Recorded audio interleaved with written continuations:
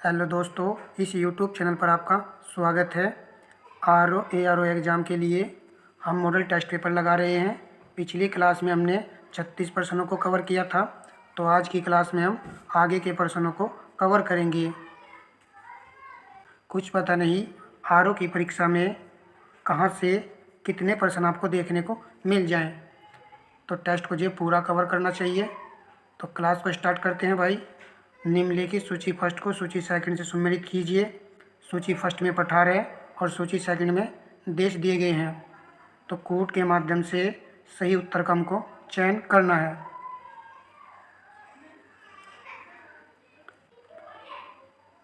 Anatolia का पठार Turkey में है। अबिसिनिया का पठार सोमालिया में है। मेसेटा का पठार स्पेन देश में है। चियापास का पठार मैक्सिको में है। तो इस प्रकार यहाँ पर सभी सही सम्मिलित है, एक दूसरे के सामने सभी सही सम्मिलित हैं। तो आंसर हमारा आएगा ऑप्शन ए विकल्प। ए विकल्प प्रश्न का राइट आंसर है। देखिए यहाँ पर जो है 4 पठार हमको दिए गए हैं। यदि हमको नहीं पता है तो इन चारों पठारों को तो कम से कम याद ही कर लीजिएगा, क्योंकि मॉडल टेस्ट पेपर में दिए गए हैं, कुछ सोच समझ कर ही दिए गए होंगे। और जिन विद्यार्थियों को पता है तो बहुत अच्छी बात है। चलिए नेक्स्ट प्रश्न हम देखते हैं।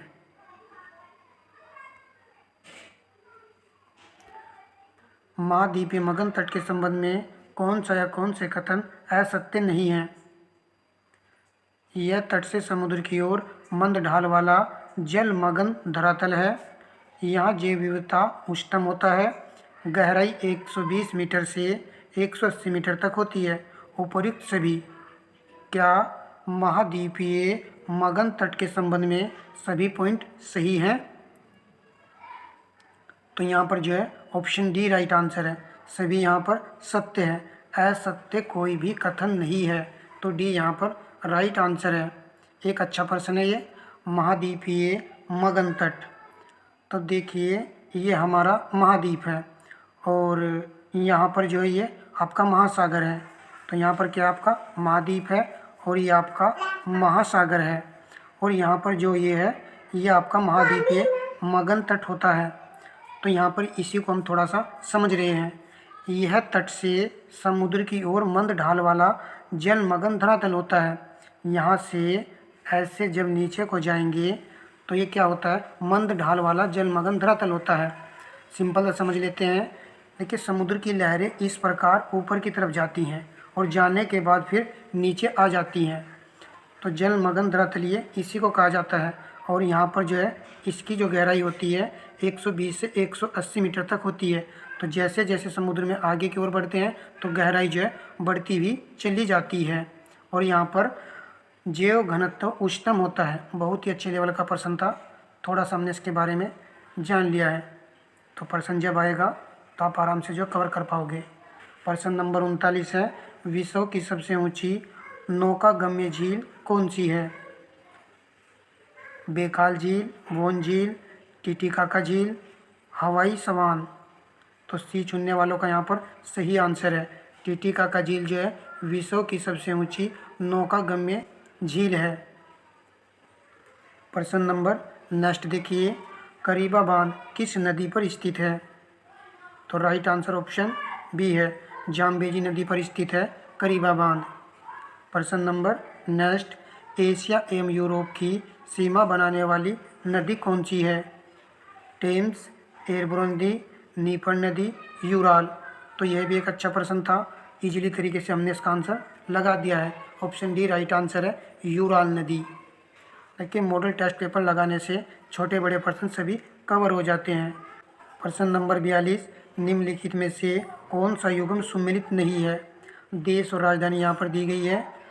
बहरीन की राजधानी मनामा दी गई है। ओमान की अगाना दी गई है। यमन की साना दी गई है और सीरिया की दशमिक राजधानी दी गई है। तो आप सब जानते हो कि ओमान की राजधानी जो है अगाना नहीं है, इसकी राजधानी मस्कट जो है होती है। तो यहाँ पर मस्कट होना चाहिए था। तो बी ही यहाँ पर राइट आंसर है, यही सही सम्मिलित नहीं था। इसको कवर अवश्य कर लेना है कि बहरीन की राजधानी मनामा होती है। चलिए, क्योंकि नीचे के तीनों पॉइंट हम जानते ही हैं, तो पहले वाले को नोट कर लेना है।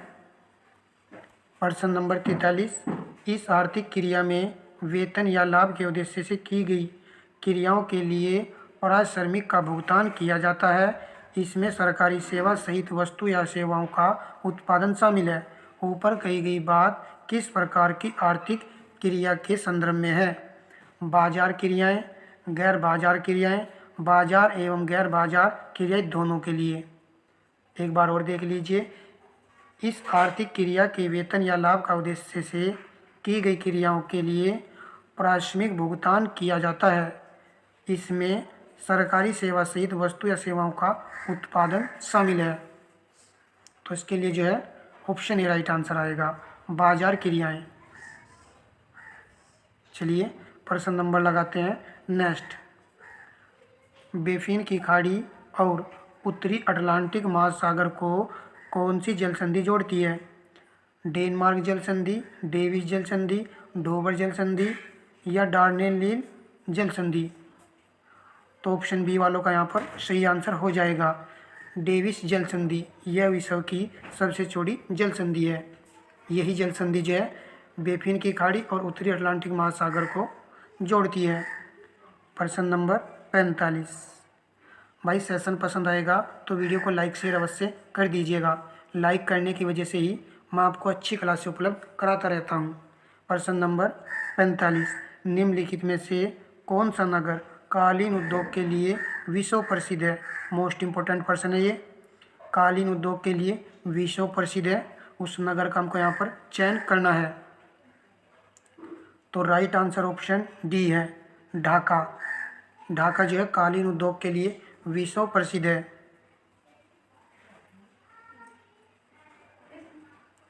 प्रश्न नंबर 46 देखिए, निम्नलिखित में से कौन सी पर्वत श्रेणी ट्रांस हिमालय का भाग नहीं है? यह भी एक अच्छा प्रश्न है, क्योंकि आपने देखा भी होगा पीसीएस या आरओ में इस प्रकार के प्रश्न देखने को मिलते हैं। तो यहाँ पर दी गई है काराकोरम श्रेणी, कैलाश श्रेणी, लद्दाख श्रेणी, नंगा पर्वत। तो ट्रांस हिमालय का भाग नहीं है, ऑप्शन डी नंगा पर्वत जो है इस ट्रांस हिमालय का भाग नहीं है। तो ये तीनों याद कर लेने हैं आपको कि काराकोरम, लद्दाख, कैलाश, ये जो है ट्रांस हिमालय का भाग है। और हाँ दोस्तों, जास्कर की जो श्रेणी है वो भी ट्रांस हिमालय का ही भाग है। देखिए हिमालय को मैं थोड़ा सा बता देता हूँ। हिमालय को जो है 4 श्रेणियों में, 4 भागों में बांटा गया है, जिसमें आपका ट्रांस हिमालय आता है, फिर उसके बाद में वर्धत या महान हिमालय आता है, लघु हिमालय आता है और शिवालिक हिमालय आता है। प्रश्न बनता है, इसलिए मैंने इसको यहाँ पर थोड़ा सा कवर किया है। तो इन तीनों पॉइंटों को अवश्य याद कर लेना है कि ये ट्रांस हिमालय का भाग है। चलिए प्रश्न नंबर लगाते हैं हम 47। अंडमान को निकोबार से अलग करने वाला चैनल कौन सा है? 8 डिग्री चैनल या फिर 9 degree channel, 10 degree channel, 18 degree channel? तो इसको भी हम सभी जानते हैं। तो यहाँ पर सी राइट है, 10 डिग्री चैनल। तो सी यहाँ पर बिल्कुल सही उत्तर है। प्रश्न नंबर 48, निम्नलिखित युग्मों में से कौन सा सही सुमेलित नहीं है?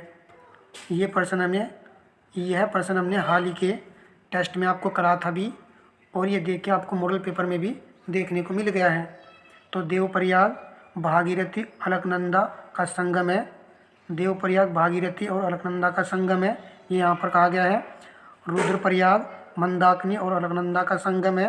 कर्णप्रयाग, पिंडार और मंदाकिनी का संगम है। विष्णुप्रयाग, धौलीगंगा और अलकनंदा का संगम है। तो सही नहीं है ऑप्शन सी। तो सी चुनने वाला को तो यहाँ पर बिल्कुल सही आंसर है। कर्णप्रयाग, पिंडार, हमने बताया था भी कि कर्ण को कर्ण मान लीजिएगा कि कर्ण को कान और कान में पिंडार पहने जाते हैं, परंतु यहाँ पर मंदाकिनी नहीं आएगा। यहाँ पर आपका आएगा अलकनंदा। क्या आएगा? अलकनंदा। देखिए खास बात यह है इन सभी में, जैसे कि देवप्रयाग है, अलकनंदा यहाँ पर भी है, रुद्रप्रयाग में भी अलकनंदा है, विष्णुप्रयाग में भी अलकनंदा है। तो मंदाकिनी यहाँ पर नहीं है। तो सभी में जो है अलकनंदा लगा हुआ है। बस केवल रुद्र में हमने बताया था कि रुद्र मंद तो इस तरीके से आपको याद कर लेना है भाई। और यहाँ पर जो है सी आंसर था। चलिए अब प्रश्न नंबर देखते हैं हम नेक्स्ट। मिलान संबंधी यह प्रश्न है। परियोजना और नदी यहाँ पर दी गई है। सूची फर्स्ट का सूची सेकंड के साथ हमको सही से मेल करना है। तुलबुल परियोजना किस नदी पर है ये? तो ये आपकी है झेलम नदी पर। तो ए का यहाँ पर 4 आएगा। दुलहस्ती परियोजना ये आपकी है चिनाव नदी पर। तो बी का 3 आएगा। नाप्था झाकरी परियोजना, नाप्था झाकरी परियोजना सतलज नदी पर है। तो सी का 2। और थीन परियोजना रावी नदी पर है। तो डी का 1 आएगा। आराम से सभी ने इसका आंसर कवर कर लिया होगा। तो ऑप्शन बी यहाँ पर सही आंसर है। चलिए प्रश्न नंबर लगाते हैं 50। प्रायद्वीपीय भारत की नदियों में से कौन सी नदी खंबात की खाड़ी में नहीं गिरती है? यहाँ पर बताना है कि प्रायद्वीपीय भारत की नदियों में से कौन सी नदी खंबात की खाड़ी में नहीं गिरती है? नर्मदा, माही, ताप्ती, लूनी। तो डी यहाँ पर राइट आंसर है। लूनी नदी जो खंबात की खाड़ी में नहीं गिरती है, क्योंकि यह तो आप सभी जानते हो यह नदी बीच में ही लुप्त हो जाती है। नेक्स्ट प्रश्न देखिए। यह भी मिलान संबंधी प्रश्न है। सूची फर्स्ट का सूची सेकंड के साथ सही से मिलान करना है। चोलामू झील सिक्किम राज्य में है और लोकटक मणिपुर में है। कोलोरू झील आंध्र प्रदेश में है। पाला झील मिजोरम राज्य में है। तो यहाँ पर ऑप्शन ए तो राइट आंसर हो चुका है, परंतु ये एक अच्छा पॉइंट है यहाँ पर नोट करने का कि पाला झील कहाँ पर है? मिजोरम में है। ऊपर के तीनों हम सभी जानते हैं, लेकिन मैं इसलिए बोलता रहता हूँ बीच बीच में कि आपको ये पॉइंट नोट कर लेना चाहिए। 5 से 6 दिन के बाद जब हम उसको कवर करेंगे तो वो भी हमारा कवर हो जाएगा। देखिए अच्छे से प्रिपरेशन करनी है तो अच्छे से लगाव के साथ में पढ़ना होगा। कम पढ़िए मगर सॉलिड पढ़िए। जब प्रश्न पत्र आएगा तो प्रश्न गलत नहीं होना चाहिए। कभी कभी ऐसा होता है कि आसान प्रश्न भी गलत कर देते हैं विद्यार्थी, वो तो बिल्कुल भी भूल कर भी गलत नहीं करने हैं। और घटना चक्र को भाई लगाते हुए जरूर चलिएगा। चलिए प्रश्न नंबर 52। काली मिट्टी के संबंध में कौन सा कथन असत्य है? मिट्टी से हम प्रत्येक सेट में आपको प्रश्न करा रहे थे। देखिए हमने आपको 58 क्लासें दे दी हैं। जिन्होंने अब तक कुछ भी नहीं पढ़ा तो उन 58 क्लासों को क्रम वाइज कवर कर लीजिए। अपने फ़ायदे के लिए नहीं बोल रहा हूँ, आप ही का फ़ायदा है। चलिए काली मिट्टी के संबंध में कौन सा कथन असत्य है? इसे रेगुल के नाम से भी जाना जाता है। बेसाल्ट प्रधान लावा पदार्थों के विखंडन से निर्मित है। इसमें लोहा, एल्यूमीनियम और चूने की अधिकता होती है। इसकी जलधारण क्षमता नगण्य होती है। तो सही नहीं है ऑप्शन डी। तो डी यहाँ पर गलत है। यहाँ पर कहा गया है इसकी जलधारण क्षमता नगण्य होती है, यह असत्य है। जबकि काली मिट्टी, इसको रेगुल मिट्टी के नाम से भी जाना जाता है और बेसाल्ट लावा से इस मिट्टी का निर्माण होता है। और इसमें लोहा, एल्यूमीनियम, चूने की अधिकता देखने को मिलती है। तो काली मिट्टी जो हमारी होती है, यदि हम उसकी डली ले लें और उसको फोड़ें तो वहाँ पर आपको सफ़ेद सफ़ेद धारें देखने को मिलेगी। उसी आधार पर कहा जाता है कि इसमें चूने की अधिकता होती है। चलिए प्रश्न नंबर लगाते हैं 53। मिलान संबंधी प्रश्न है। सूची फर्स्ट को सूची सेकंड सम्मिलित करना है। दर्रा और स्थान यहाँ पर दिया गया है। जेलेपला दर्रा हम सभी जानते हैं कि सिक्किम राज्य में है, तो ए का 2 आएगा। यांग याप दर्रा जो कि अरुणाचल प्रदेश में है, तो बी का 1 आएगा। लिपू लेक उत्तराखंड राज्य में है और रोहतांग दर्रा हिमाचल प्रदेश में है। 2, 1, 4, 3। तो ऑप्शन बी यहाँ पर सही आंसर है। 2, 1, 4, 3 के हिसाब से ऑप्शन बी सही है। तो ये भी एक अच्छा पॉइंट है। यहाँ पर यांग याप दर्रा अरुणाचल प्रदेश में है। प्रश्न नंबर नेक्स्ट। निम्नलिखित में से कौन सा युग्म सम्मिलित नहीं है? जनजाति और देश या क्षेत्र यहाँ पर दिया गया है। सेमांग जनजाति मलेशिया, आइनू जनजाति जापान, बोरो जनजाति ब्राज़ील, हेदा जनजाति न्यूजीलैंड। तो सही सम्मिलित नहीं है ऑप्शन डी। हेदा जनजाति न्यूजीलैंड में नहीं, यह यूएसए देश में निवास करने वाली जनजाति है, हेदा या हेड़ा। तो यहाँ पर जो ऊपर की 3 जनजाति है ये भी सभी अच्छी हैं। सेमांग तो कई बार जो परीक्षा में पूछी गई है, या मलेशिया में निवास करती है, आइनू जापान में और बोरो जनजाति ब्राज़ील देश में निवास करती है। प्रश्न नंबर 55 है, पुनीसा जलप्रपात किस नदी पर अवस्थित है? पुनीसा जलप्रपात किस नदी पर अवस्थित है? नर्मदा, दामोदर, चंबल, सरस्वती। तो ए राइट है, नर्मदा नदी पर स्थित है पुनीसा जलप्रपात। प्रश्न नंबर 56 है, उत्तर पश्चिम भारत में शीतकालीन वर्षा का क्या कारण है? गलत नहीं करना है, प्रश्न हमने आपको करा भी रखा है। ये उष्णकटिबंधीय चक्रवात, पश्चिमी विक्षोभ, उत्तरी पूर्वी मानसून, दक्षिण पश्चिमी मानसून। शीतकालीन की बात हो रही है। ऑप्शन बी राइट है, पश्चिमी विक्षोभ। प्रश्न नंबर नेक्स्ट देखते हैं। देखिए 57 में मुझे कुछ त्रुटि लगी है, इसलिए मैं इसको इग्नोर कर रहा हूँ। प्रश्न नंबर लगाते हैं 58। निम्नलिखित कथनों पर विचार कीजिए। पृथ्वी के गर्भ से निकले मैग्मा से निर्मित ऊष्मा तथा गीजर कूपों से निकलते गर्म पानी की ऊष्मा का ताप ऊर्जा में रूपांतरण भूतापीय ऊर्जा कहलाती है। फिर दूसरे कथन में कहा गया है, भारत में भूतापीय ऊर्जा संयंत्र हिमाचल प्रदेश के मणिकर्ण में अधिकृत किया गया है। जैव ऊर्जा के उत्पादन में कृषि अवशेष, नगरपालिका, औद्योगिक तथा अन्य अपशिष्ट शामिल होते हैं। तो उपरोक्त कथनों में से कौन सा कथन सही है? सही कथन का चयन करना है। तो राइट आंसर ऑप्शन डी है। यहाँ पर सभी कथन सही लिखे हुए हैं। पहले वाले को एक बार फिर से पढ़ लेते हैं। पृथ्वी के गर्भ से निकले मैग्मा से निर्मुक्त ऊष्मा तथा गीजर कूपों से निकलते गर्म पानी की ऊर्जा का ताप ऊर्जा में रूपांतरण भूतापीय ऊर्जा कहलाती है। तो तीनों पॉइंट यहाँ पर सही लिखे हुए हैं। प्रश्न नंबर 59 है, संविधान द्वारा किस अनुच्छेद के अंतर्गत केंद्रीय मंत्रिपरिषद का प्रावधान किया गया है? तो राइट आंसर ऑप्शन बी है, अनुच्छेद 75 में।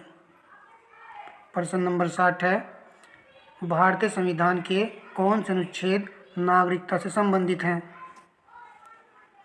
क्या 4 से 11 है या फिर 5 से 11 है? तो सी यहाँ पर राइट है, 5 से 11 में नागरिकता का प्रावधान दिया गया है। प्रश्न नंबर 61 है, मिलान संबंधी प्रश्न है। सूची फर्स्ट का सूची सेकंड के साथ सही से मिलान करना है। तीसरी अनुसूची में पदाधिकारियों की शपथ या प्रतिज्ञान है। तो शपथ पॉइंट को याद रखना है कि तीसरी अनुसूची में शपथ है, तो एक आपका 3 आएगा। चौथी अनुसूची राज्यों के लिए राज्यसभा में स्थानों का आवंटन है, तो बी का 4 है। और 7वीं अनुसूची संघ सूची है, तो यहाँ पर 2 आएगा। 11वीं अनुसूची पंचायतों की शक्तियों संबंधित है, तो डी का 1 है। 3, 4, 2, 1। ऑप्शन बी यहाँ पर भी राइट आंसर है।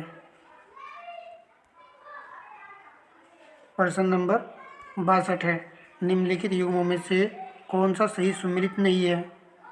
राज्यपाल की नियुक्ति अनुच्छेद 155 दिया गया है, वित्त आयोग 280 दिया गया है, अखिल भारतीय सेवाएं 312 और राष्ट्रीय अनुसूचित जनजाति आयोग 338। तो राइट आंसर ऑप्शन डी है, राष्ट्रीय अनुसूचित जनजाति 300 अनुच्छेद 338। क्या होना चाहिए था यहाँ पर? क ये होना चाहिए था। शायद ये प्रश्न हमने करा भी है, तो यहाँ पर डी राइट है। जबकि राष्ट्रीय अनुसूचित जाति आयोग के लिए अनुच्छेद 338 आता है और एसटी के लिए अनुच्छेद 338 का है। चलिए प्रश्न नंबर देखिए। इस टेस्ट पेपर को करने से हमारे काफ़ी प्रश्न जो कवर हो रहे हैं, जो छोटे छोटे प्रश्न हैं वो भी यहाँ पर देखने को मिल रहे हैं। अभी तक वीडियो को लाइक नहीं किया तो प्यारे दोस्तों वीडियो को लाइक शेयर अवश्य कर दीजिएगा। संविधान में मौलिक कर्तव्य किस अनुच्छेद द्वारा जोड़े गए थे? तो यह जोड़े गए थे 42वें संविधान संशोधन द्वारा। ऑप्शन बी यहाँ पर सही आंसर है। भारत के राष्ट्रपति अपना त्यागपत्र किसको संबोधित करके देते हैं? तो ये देते हैं, तो बी राइट है यहाँ पर। प्रश्न नंबर 65 है, सरकारिया आयोग की सिफारिशों का संबंध है। राजस्व वितरण से राष्ट्रपति की शक्तियों एवं कार्यों से केंद्र और राज्यों के पारस्परिक संबंधों से उपयुक्त सभी। क्या सभी पॉइंट सही है या फिर कोई एक पॉइंट यहाँ पर सही है? तो सी चुनने वालों का यहाँ पर राइट आंसर है, केंद्र और राज्यों के पारस्परिक संबंध से है। प्रश्न तो यह भी पूछा जाता है कि सरकारी आयोग की नियुक्ति कब की गई थी। तो जरा याद कीजिए, इस आयोग की नियुक्ति कब की गई थी? तो 1983 में इस आयोग की नियुक्ति की गई थी। प्रश्न नंबर 66 है, राजस्व घाटे में से पूंजी परिसंपत्तियों के सृजन हेतु अनुदान को घटाने पर हम पाते हैं बजटीय घाटा, राजकोषीय घाटा, प्राथमिक घाटा, प्रभावी राजस्व घाटा। ये रिपीटेड प्रश्न है, तो यहाँ पर डी राइट है, प्रभावी राजस्व घाटा।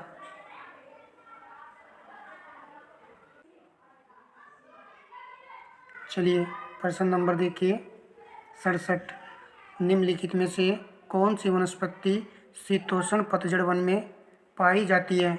बांज, बीज, एस, उपर्युक्त सभी। तो डी राइट है, शीतोष्ण पतझड़ वन में पाई जाने वाली वनस्पतियां हैं ये सभी। प्रश्न नंबर 68 है, निम्नलिखित में से कौन मैंग्रोव प्रजाति के संबंध में सत्य है? प्राकृतिक जल शोधक, प्राकृतिक क्षणस्थल, हरित प्रभाव को कम करना, उपर्युक्त सभी।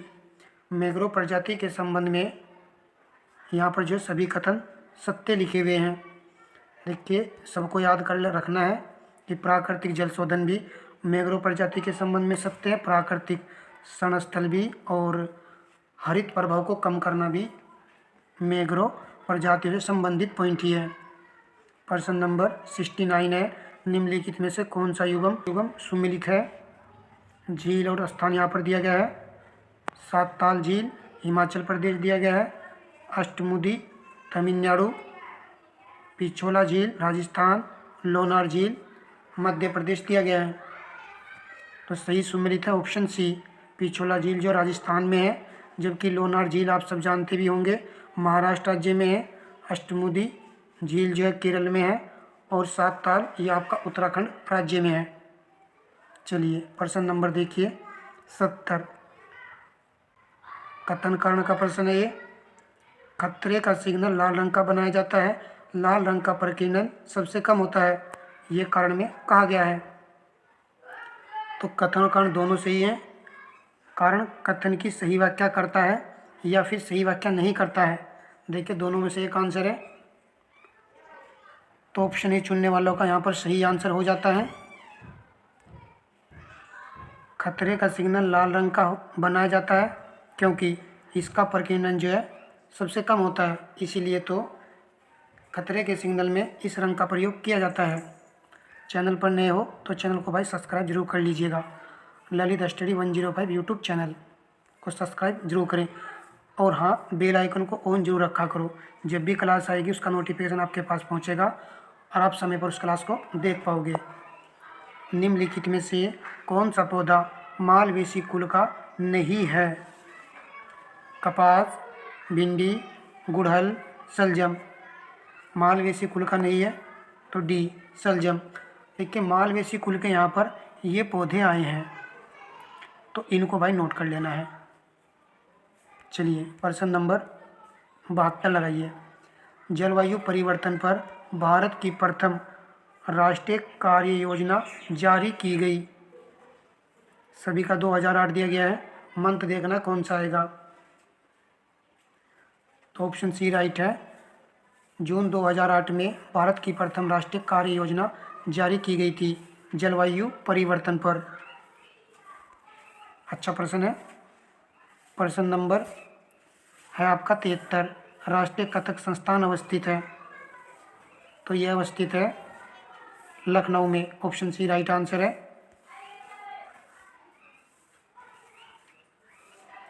प्रश्न नंबर 74 है, बुंदेलखंड क्षेत्र में दीपावली की रात किए जाने वाला नृत्य कौन सा है?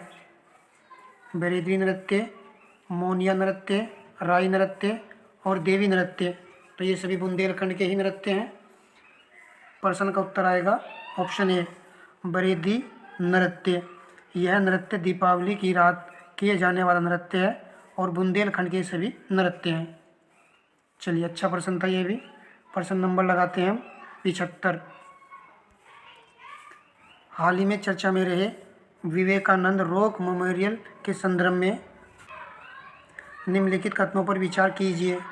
इसका औपचारिक उद्घाटन 1973 में भारत के तत्कालीन राष्ट्रपति वीवी गिरि द्वारा किया गया था। ऐसी मान्यता है कि स्वामी विवेकानंद को इस रोग पर ज्ञान की प्राप्ति हुई थी। सही का चयन करना है, तो केवल यहाँ 2 वाला कथन सही है। औपचारिक रूप से इसका उद्घाटन जो है इनके द्वारा नहीं किया गया था। चलिए भाई, नेक्स्ट प्रश्न देखते हैं। हाल ही में राष्ट्रीय महिला आयोग की ओर से जारी आंकड़ों के अनुसार वर्ष 2024 में राष्ट्रीय महिला आयोग को सर्वाधिक शिकायतें किस राज्य से प्राप्त हुई? मोस्ट इम्पोर्टेंट प्रश्न है। महाराष्ट्र दिया गया है, तमिलनाडु दिया गया है, उत्तर प्रदेश दिया गया है, बिहार। तो राष्ट्रीय महिला आयोग की ओर से जारी आंकड़ों के अनुसार 2024 में राष्ट्रीय महिला आयोग को सर्वाधिक शिकायतें किस राज्य से प्राप्त हुई हैं? तो ये तो गलत होने का सवाल ही नहीं बनता है। सी राइट है, उत्तर प्रदेश से। तो इम्पोर्टेंट रहेगा। प्रश्न नंबर 77 है, कौन सा हार्मोन लडो और उडो हार्मोन कहलाता है? तो ऑप्शन बी राइट है, एडिनिलीन।